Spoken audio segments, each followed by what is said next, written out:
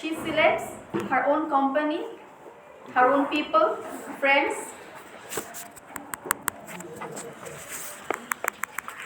and the person is dictated by her own soul. She is not influenced by other people.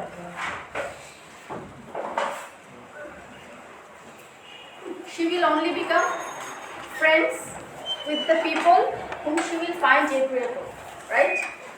Probably she will not listen to the other people while making friends, while selecting her company, while making her own society. So the soul selects her own society. She listens to her soul, to her heart. And then when she selects her own society, then shuts the door. The door, it has dual meaning. The literal door, probably door to her house. The people whom she doesn't like, they have no entrance to the house. Also, the door to her heart. So, she shuts that door too. To her divine majority, the other people of the world, the other people of the outer society. So, to them, she shuts the door and present no more. She is not present among the other people. She is isolated from them. So in the first stanza, the things that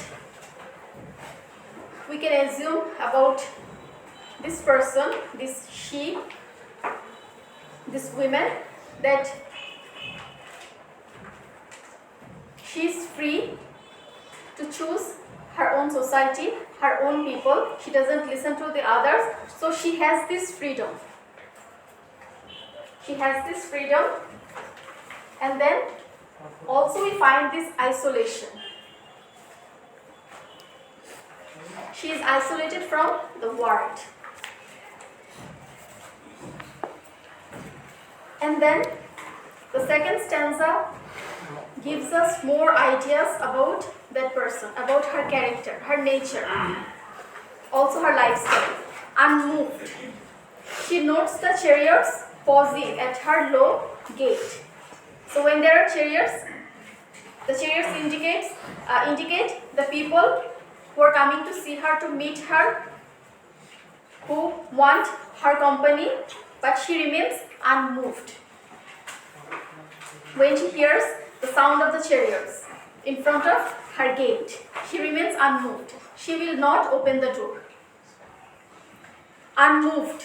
An emperor be kneeling upon her mat. She will remain unmoved even if there is an emperor kneeling on her doormat, seeking her company, her friendship.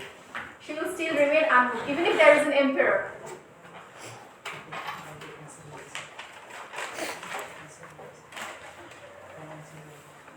And then, I have known her.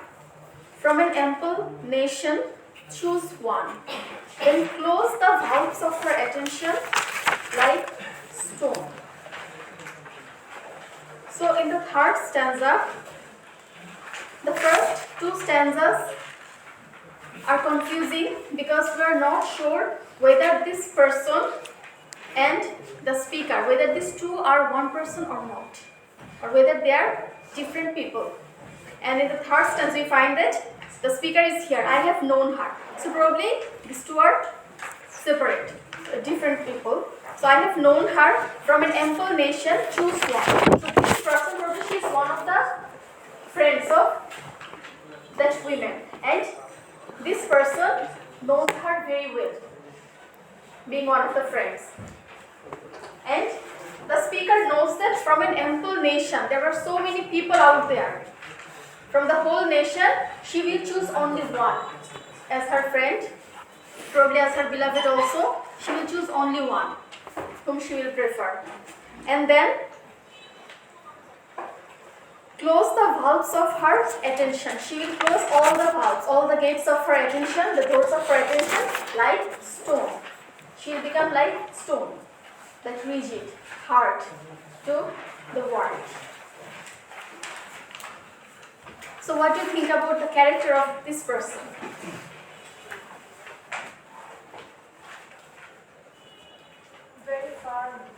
Very firm on her decision, yes. Insecure. Insecure. How? She's insecure, that's why she's not opening up to others. She's just afraid that if she lets another get too close to her, she might there might be complications which she won't be able to handle. So she I will would just not directly say insecure, might be she is very protective of herself.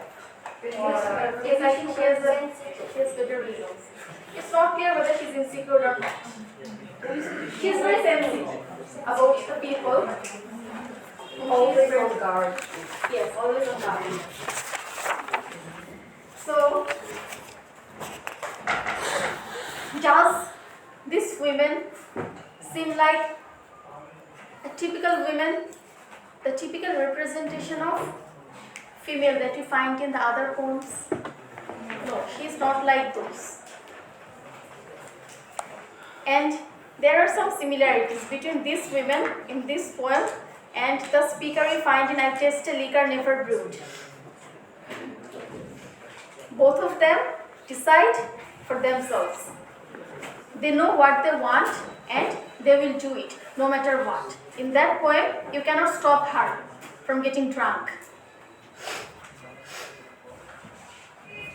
She's like a rebel in that poem. And here, she is also like a rebel to some extent. Because she does not care what the society thinks about her. How the other people look at her, treat her. She has her own world. She has created her own world where she is free. She alone will make all the decisions.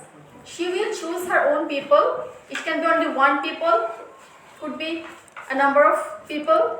She will decide whom she will be with. So, she is very strong as a character. She has this strength. And when even there is an emperor, she remains unmoved. That indicates the strength of her character. And probably she is not ambitious. She doesn't care about the social norms or all the rules that in a society, even if you do not like other people, definitely you will not like all the people you meet every day. There are some people who you will like. There are some people you just have to mingle with them, but you don't actually like them. So she doesn't care about all those. So she's very different from other people. And probably she's also very careful while selecting people, making friends.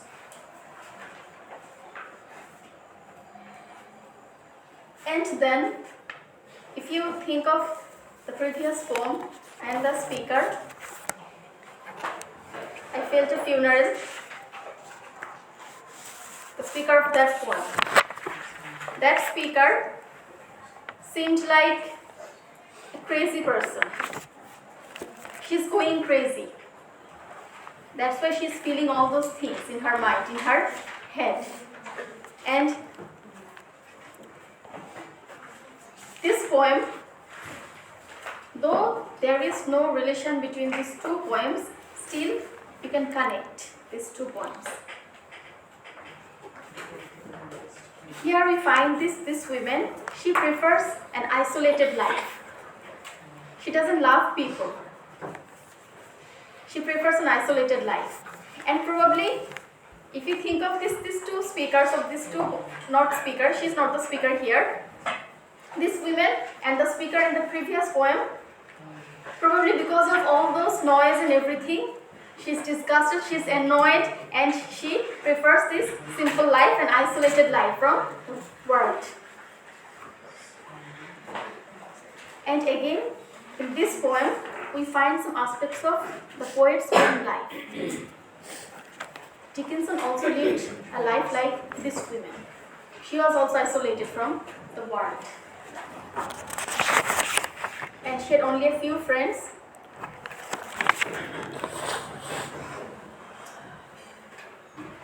So the women we find here, a very strong woman. She takes her own decisions. She lives her life in her own way. And nothing can tempt her. Even if there is an emperor, she remains unmoved. And then if you compare these women with the women that you find in Ezra Pound's poem, Portrait of a Lady, compare these two. There is a stark contrast between these two women. That lady, she prefers company. She is friends with everyone. All the great people, influential people, intellectual people, they are her friends. And probably she is not aware of how they are treating her. She is happy with the life she has. Probably she doesn't have that consciousness that other people are not, the men are not treating her as an equal. And here we find very different women. Even if there is an emperor, she is unmoved.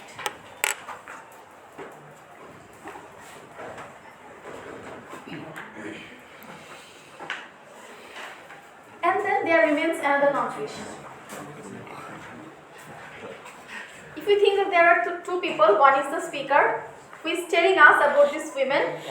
Probably this speaker is one of her friends, and that woman is a different person. Still, you can think that these two could be the same person. Probably the woman herself is talking about her own desires. She's talking about herself. The soul selects her own society. It's her soul that selects her own society. The soul is personified here. The soul selects her own society. Her heart, her soul selects her own society. And then she's talking about herself, and then it shuts the door. She's talking about her soul, her spirit, her wishes. And then when the speaker says, I have known her, still it's possible that the speaker is the person she's talking about. I have known her, I have known myself. Again, that lady, she doesn't know herself. There is this speaker who is trying hard to make her aware of the situation. That you think you are very important, but you are not that important. And this lady, she is very much aware of that. Because she knows herself, she knows her soul. She knows what she wants, and she acts according to her desires. Ma'am, yes, maybe it is because it is written by a female poet and the portrait is written by a male. So, And and in case of the portrait, it's written by a male poet and it is written by a female poet. So she is very firm here, and while portraying a female figure by a male, it is always like submissive. And so a female poetry will highlight the state of mind or the attitude of females, right? Yes. In a better way. yes, It's not always true. But if we think of the poet's life, there are some similarities between Emily Dickinson's own life and this women. So here in this poem we find some reflections of the poet herself. And since Dickinson did not write the poems to get those published for the readers, probably she wrote for herself. She's talking about herself. Since she doesn't have other listeners also, she's writing for herself, what she wants. So this women, it could be the poet herself, could be. We cannot say this is the poet. This could be the poet herself, and the speaker, the poet, the speaker, and the person. These women, these three could be the same person. There is a possibility. Do you want to share anything? I have an interesting finding. I don't know if it is relevant to our subject matter.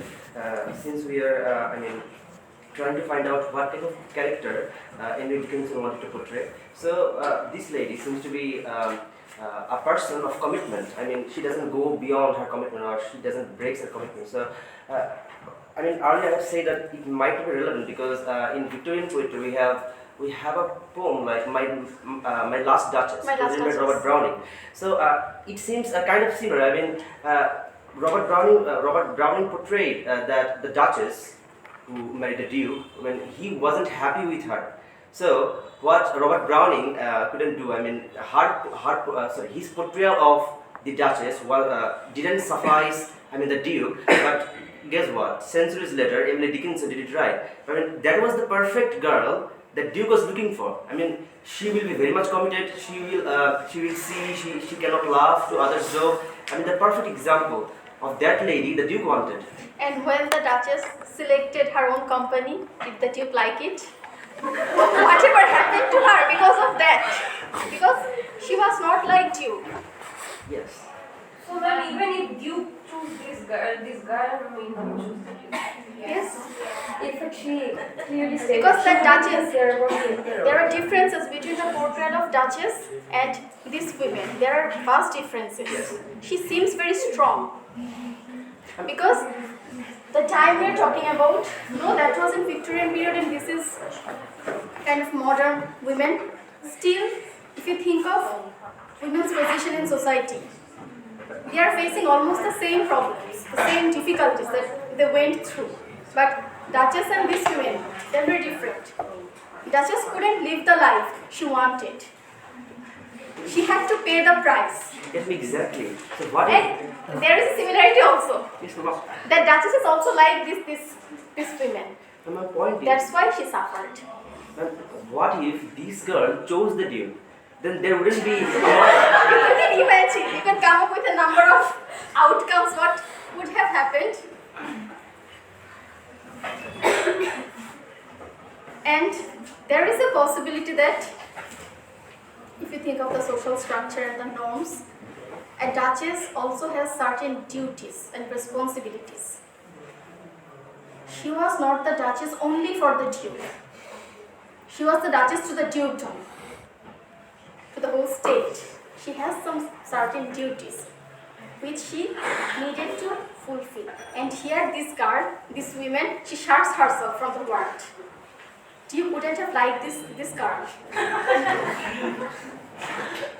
The Duke wanted the Duchess to show the world that she is the Duchess. She is not like the other ordinary people. And Duchess was not like that. She was very natural, very spontaneous. She used to mix up with other people. She treated everyone equally. That's what the Duke did not like. He was the Duke and Duchess should have been the Duchess. And she did not conform to that conventional rules. So she had to pay the price. What about this girl? Just because you're competent, that doesn't bind you to go see other people. Yes. I mean, just because you're committed to someone, that doesn't imply that you cannot see others. And here we find an isolated soul. That's the kind of girl that you wanted. No, I don't think that Duke wanted an isolated person. I mean, isolated with him As- only. Okay, so you think that the Duke wanted the Duchess to stay indoors, to serve only the Duke, that she will not mix up with other people? That's what Duke wanted. Well, you may think like that. It is not clear here that the speaker is not natural or spontaneous. He is isolated from the society, maybe the conventional rules, maybe the rules that you prefer. Maybe he is also natural and spontaneous. And we find it in, I guess we could never agree with us. And here we're not sure whether she's committed or not. It's not clear here that she loves only one person, she's committed, that's why. And even if she's committed, and because of that commitment, if she does not mix up with other people, that's also not natural. Because you need other people in your life. People have different roles in your life. Your parents have some specific roles. Your beloved will have another role. Your friends, relatives, and other people, even the strangers, they also have certain roles in your life. They play their own part. And here we see this woman, she seems to be isolated, completely isolated from the world. And even if there is an emperor, there are chairs, the visitors, she doesn't want to meet them. Yes. There is one more question. This line, if choose one, it doesn't necessarily mean just one person because the previous phrase is from an entire nation, choose one. So it's more like a nation in the sense that the society she's talking about, the group of people she's talking about, not just one single person that she will choose. It's more like she will choose a collective, like a selective group of people, and then she will shut herself in. Yes. It's not like just one person. Yes, that's it. She doesn't need a group of people. If there is only one person, it means 1,000 people who is worthy of her friendship, she will choose only that one person. And then she will turn into a stone for the other people. It's not about the number of people. That number doesn't matter to her. She will find one true soul with whom she can connect. So she prefers her heart, the walls of her heart. That's what we find here. Now you can talk about this woman's sanity, whether she is a normal person or not, whether her behavior, her attitude is normal or not. That is debatable. Perhaps this woman is not isolated. She is very careful about choosing her friends. Yes? Yes, there are different interpretations. You can say she is only careful about choosing her friends. She is not actually isolated. You can also say she is isolated from other people. She lives a secluded life. Probably she has one or two friends only. Or you can also say this woman, she is not a normal woman. To some extent, she is like the speaker in I Felt a Funeral. This is just the beginning. So, you can also think that this is a poem about the poet herself. You can also come up with that idea, considering the life of the poet. Or probably the poet is trying to justify her lifestyle through this poem. All these are possibilities, a number of possibilities. We are not sure what is actually happening here. These are a number of possibilities. Probably she is criticized for her behavior, her attitude towards other people, and through this poem, she is trying to justify that. And it is also possible that she is not telling this to other people. She doesn't find it necessary to justify herself, to prove herself in front of other people. She is talking to herself. She is coming to some terms with herself, her own soul, that what she is doing, what I am doing is right. This is what I want and this is what I will do. And she is not greedy, she is not ambitious, she doesn't think of the social ladder. Even if there is an emperor, such an influential person, still she will follow her own heart. If she doesn't like that person, she will not meet him, she will not make him her friend or companion. She is that careful.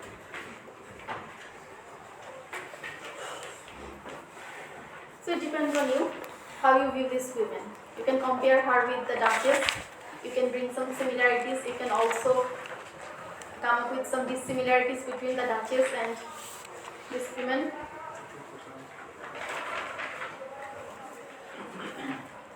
But if you think of the characteristics, the nature of these two women, then there are more dissimilarities between the Duchess and this woman. The Duchess was not as stiff as her. She was very easygoing. The portrayal that we find in that poem. And though the poet is male, Robert Browning, and the speaker is also male, the Duke, still we sympathize with the Duchess. We do not feel for the Duke. We feel that whatever happened to her was not right. She was punished without any reason.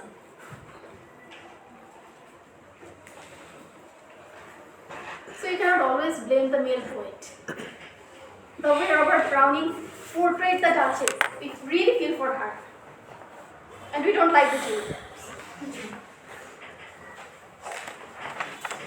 Okay, so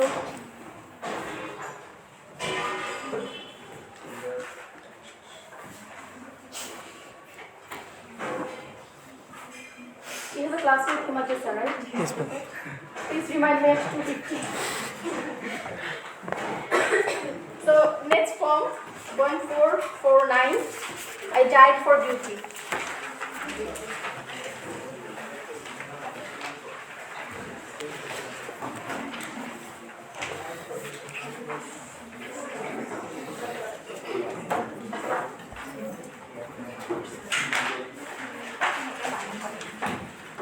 So this poem, structurally all the poems are same. I died for beauty, but was scarce, adjusted in the tomb, when one who died for truth was laid in an adjoining room. He questioned softly why I failed. For beauty, I replied, and I for truth. Themselves are one, we brethren are, he said.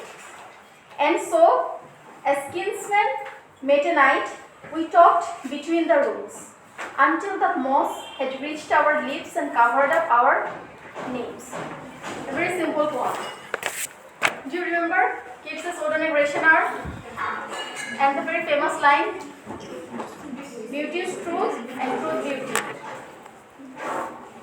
And that is all you know and you need to know. So in that poem, Keats talked about this interconnection or relation between beauty and truth, that these two are interrelated. What is beautiful is truth, it's truth. And what is true is beautiful. And here, there are two people, our speaker. These are two corpses. They are not alive. So this poem gives us a supernatural feeling, a supernatural vibe. There's two corpses who are laying on the grave. They are talking to themselves. So the speaker died for beauty. But you don't know how the speaker died. How beauty led to his death. It's not clearly described here. So the speaker died for beauty. And then there was another corpse who died for truth.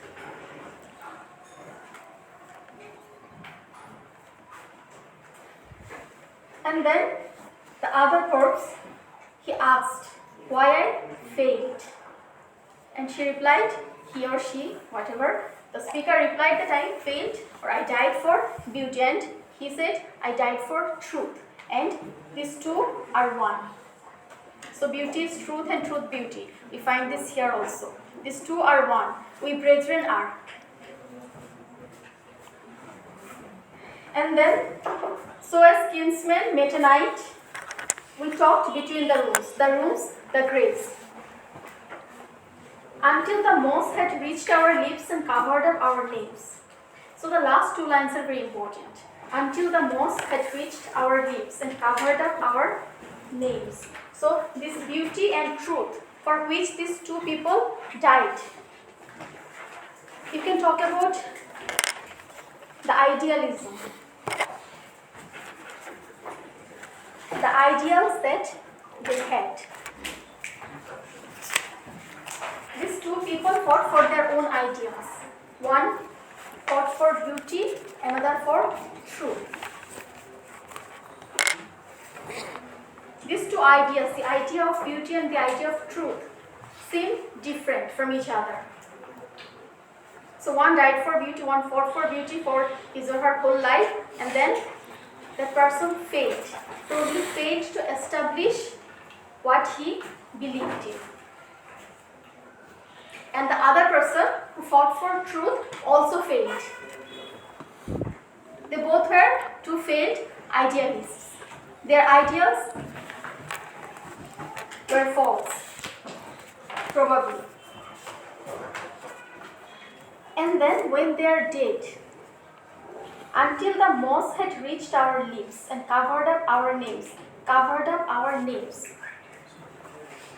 you may fight for some ideals. You may fight for something very grand, massive, something very good, great, but when you are dead, after a certain time, the world will forget you. That is the rule of the world. The world will not remember you. Just like until the moss had reached our lips, the moss that grows on the graves had reached our lips, metaphorically reached our lips, so that they cannot speak anymore, and covered up our names. Probably the names were inscribed in front of on their graves, and the moss crept up, it covered the names. And now if you visit the grave, you will not be able to read who is buried here. And these two people who fought their whole life for their ideas, they have been forsaken. So there is a lesson here. So here you can come up with that question. So should we not stick to our ideals? Should we not fight for truth or beauty or the other ideas that we believe in? That's the question.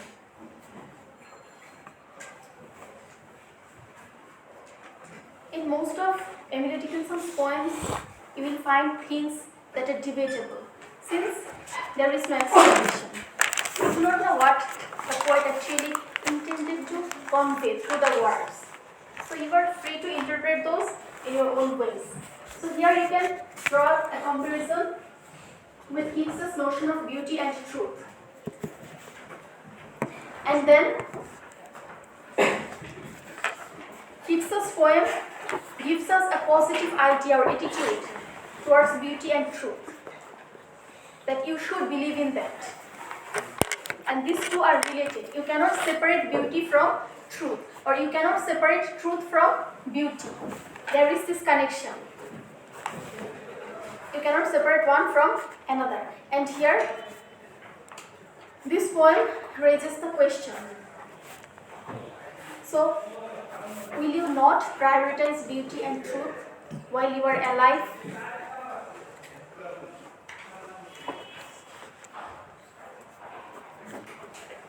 If you think of the consequences, what will happen after your death?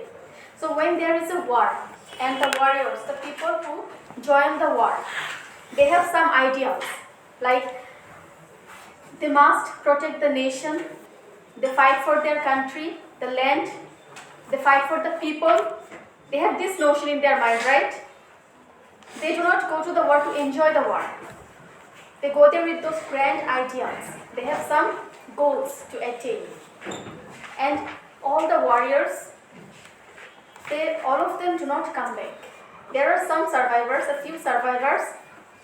There are many people who will be martyrs, who will die there on the battlefield. So what do you think? What do you think of their sacrifice? At a certain point, probably after 10 years, after 20 years, after 50 years, the existing people of the land, probably they will not even remember their names. So what do you think? That the martyrdom, their sacrifice, it went in vain? So here is a question that you can think of.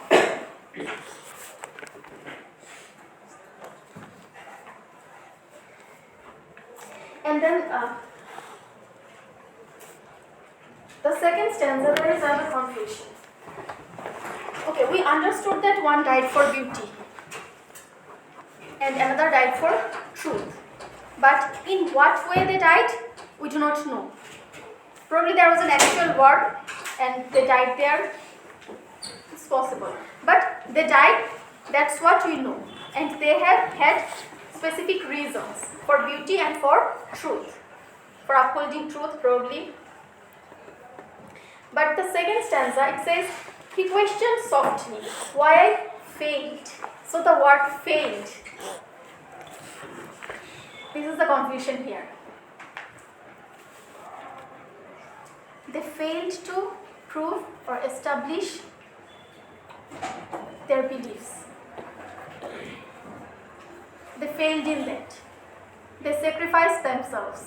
but that sacrifice, probably did not bring any positive result. They failed.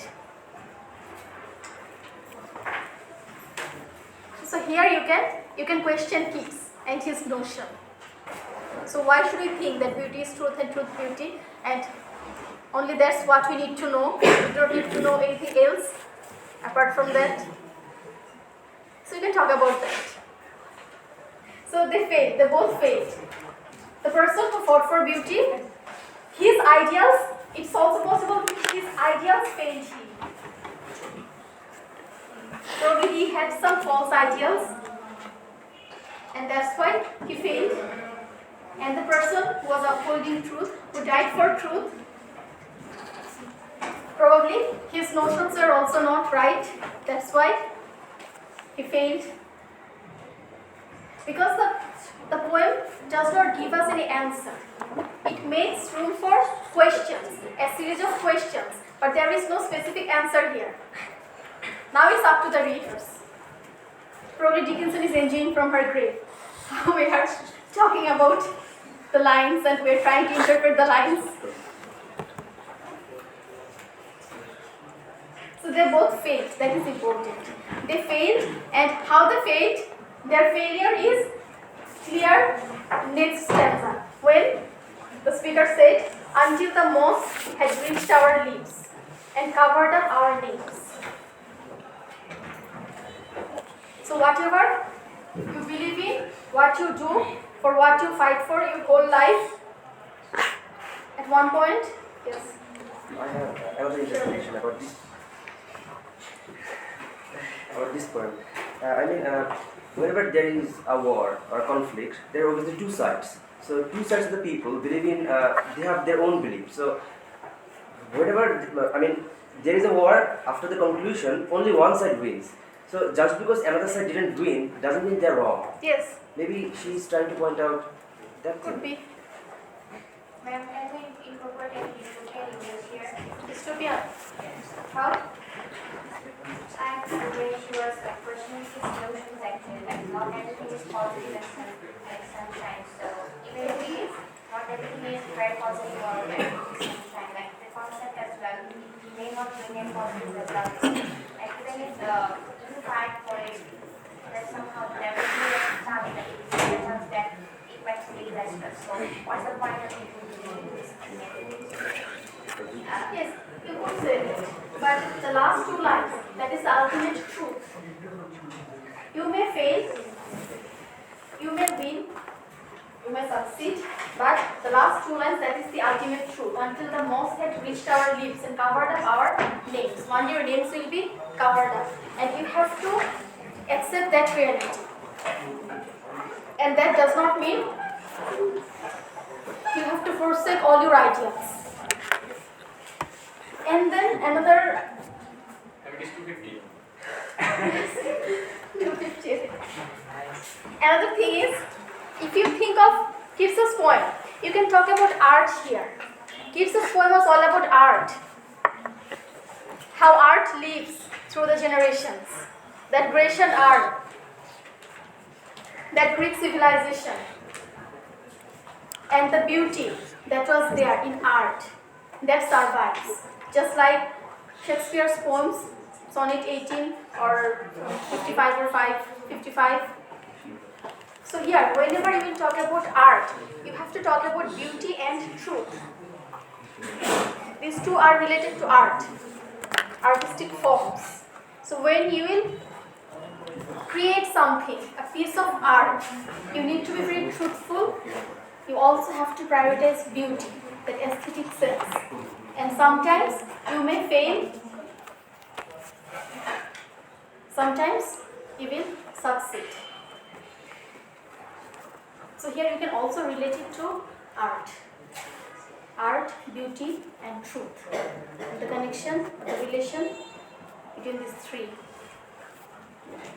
There is another thing about this here. That, whenever there is a war or something, or an idea, maybe that will win, but someday it arises the discussion again, and maybe the comparison of people who rose with before, they are not memorized, but they are not remembered because their ideas are. Yes, and there is a saying like history is written by the winners, right? When there are two sides, they both fight for the truth. But history is always written by the winners, not by the defeated people. That doesn't mean the other side who were defeated, they were wrong. They had their own ideas. They had their own version of truth. And you cannot simply say this is truth. This is true. Truth has different versions. From your point of view, this version might seem true. From another person's point of view, there might be another version. So truth is not that simple. Though in Bacon's Of Truth, we have learned that truth is like pearl, and that false, that is like diamond, right? That shines. Truth doesn't shine. It's plain, it's simple, but it's not that simple. Truth is also complicated. So you failed, that does not mean you couldn't uphold truth. Probably there are some other difficulties, some other. So there are a number of questions. You can think of those, you can discuss among yourself. But there is a simple narration of an event. These two corpses, they met on their graves and then they had a conversation. One asked the other, why did you die? Why did you fail? Yes, this is also important. The speaker did not say, why did you die? Did not ask. How did you die? Why I failed? Not even how. Why? What's the reason? Definitely there are some reasons. We're not sure about the reasons. But they failed. That is the truth. And then the ultimate truth, that until the moss had reached our lips and covered up our names, your names will be covered up. 254, ma'am. Yes.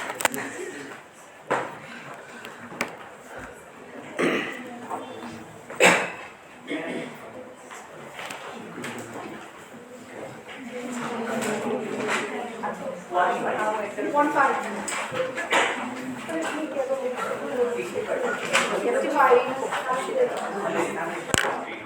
63.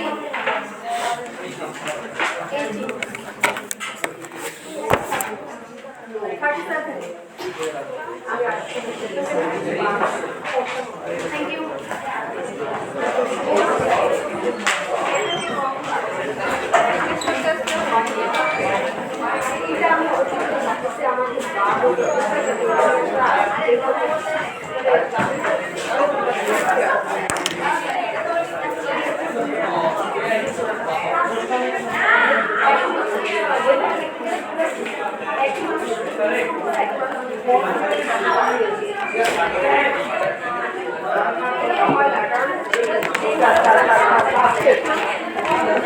That's it.